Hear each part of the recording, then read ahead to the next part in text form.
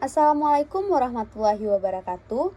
Perkenalkan, nama saya Ayesa Putri Renisa dengan NIM 22002174. Baiklah, dalam video kali ini saya akan menjelaskan mengenai kode etik dan sumber nilai aktivitas public relation atau kehumasan dalam mata kuliah manajemen humas yang dipandu oleh Bapak dosen pengampu, yaitu Bapak Dr. Hanif Al-Qadri MPD dan Ibu Dr. Marika Setiawati MPD. Nah, langsung saja. Yang pertama yaitu mengenai konsep dan analisis mengenai kode etik PR dan lembaga profesi. Nah, pekerjaan dari public relation merupakan posisi yang sangat penting dan tidak dapat dijabat oleh sembarang orang.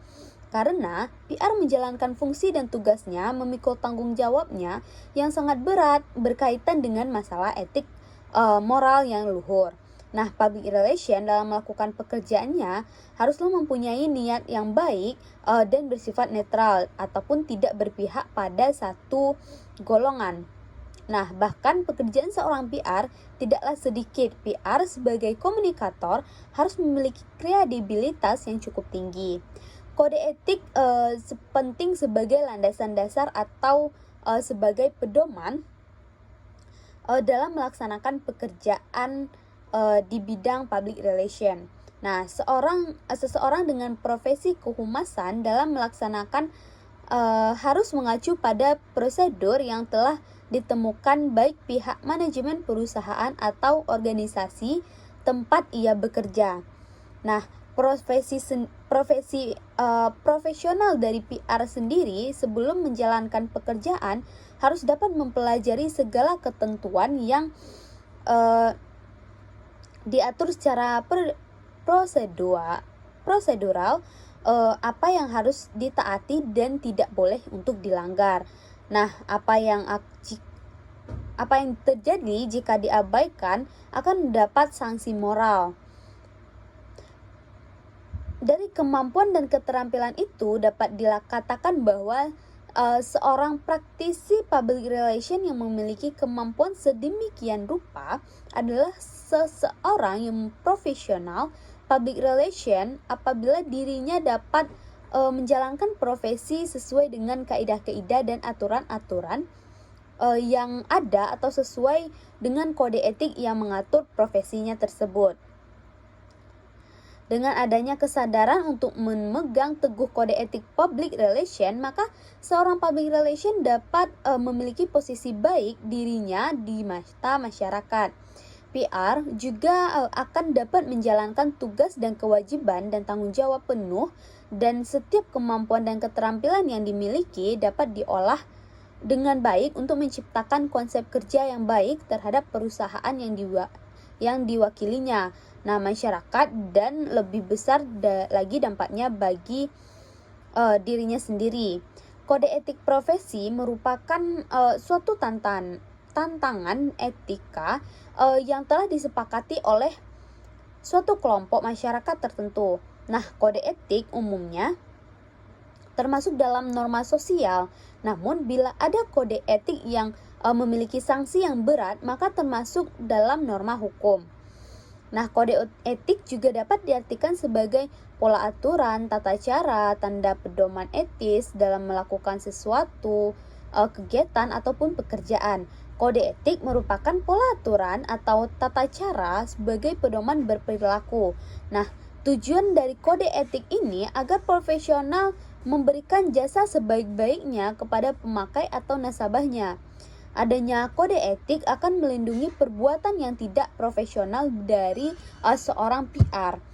Nah, dalam kode etik IPRA atau International Public Relation Association mencakup yang pertama yaitu tingkah laku, yang kedua kode moral, yang ketiga menjunjung tinggi standar moral, yang keempat memiliki kejujuran yang tinggi, dan yang kelima mengatur apa saja yang boleh dilakukan dan tidak boleh dilakukan oleh seorang praktisi public relation. Nah, ada beberapa ciri-ciri profesional dari praktisi public relation. Yang pertama yaitu memiliki skill dan kemampuan. Nah, pengetahuan tinggi yang tidak dimiliki oleh orang umum lainnya, baik itu diperoleh dari hasil pendidikan maupun pelatihan yang diikutinya, ditambah pengalaman selama bertahun-tahun yang telah ditempuhnya sebagai seorang profesional. Nah, yang kedua memiliki tanggung jawab profesi dan integritas pribadi yang tinggi, baik terhadap dirinya sendiri sebagai penyandang profesi public relation maupun terhadap publik, klien, pimpinan, organisasi perusahaan, pengguna media umum atau massa, hingga menjadi martabat serta nama baik bangsa dan negaranya. Nah, yang ketiga yaitu memiliki jiwa perbaikan kepada publik atau masyarakat dengan penuh dedikasi profesi luhur yang disandangnya. Nah, dalam mengambil keputusan meletakkan kepentingan pribadinya demi masyarakat, bangsa, dan negaranya. Nah, ada yang kedua yaitu aturan dari dan etika dalam public relation. Yang pertama yaitu ketidakberpihakan dan kehati-hatian. Nah, aturan dan etika public relation di Indonesia juga mencakup panduan dari Asosiasi Public Relation Indonesia atau Perhumasan dan pengaturan atau peraturan hukum yang relevan.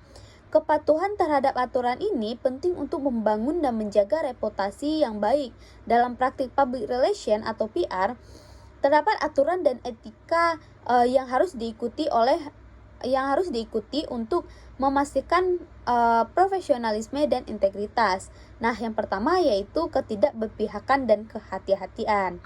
Nah, di mana seorang PR harus menjaga netralitas dan menghindari konflik kepentingan. Informasi yang disampaikan harus benar dan akurat. Nah, yang kedua, transparansi, di mana penting untuk memberikan informasi secara terbuka dan jujur, serta menghindari manipulasi informasi untuk kepentingan tertentu. Nah, yang ketiga yaitu kepentingan publik, di mana PR harus memastikan bahwa kebijakan dan tindakan yang didukungnya memberikan manfaat kepada masyarakat secara keseluruhan. Dan yang keempat, kerjasama global, di mana dalam konteks internasional, PR perlu memahami dan menghormati norma dan nilai budaya setiap negara, serta memenuhi hukum dan regulasi yang berlaku di tempat mereka bekerja, ataupun kalau di global itu di negaranya. Nah, dapat saya simpulkan yaitu bahwasanya kode etik profesi merupakan suatu tatanan etika yang telah disepakati oleh suatu kelompok masyarakat tertentu. Nah, kode etik ini umumnya termasuk dalam norma sosial, namun bila ada kode etik yang memiliki sanksi yang berat maka termasuk dalam norma hukum. Nah, ketika kode etik juga dapat diartikan sebagai pola aturan, tata cara, dan juga pedoman etis dalam melakukan sesuatu kegiatan atau pekerjaan bagi seorang public relation. Nah, mungkin hanya itu yang dapat saya jelaskan. Saya akhiri dengan Assalamualaikum warahmatullahi wabarakatuh.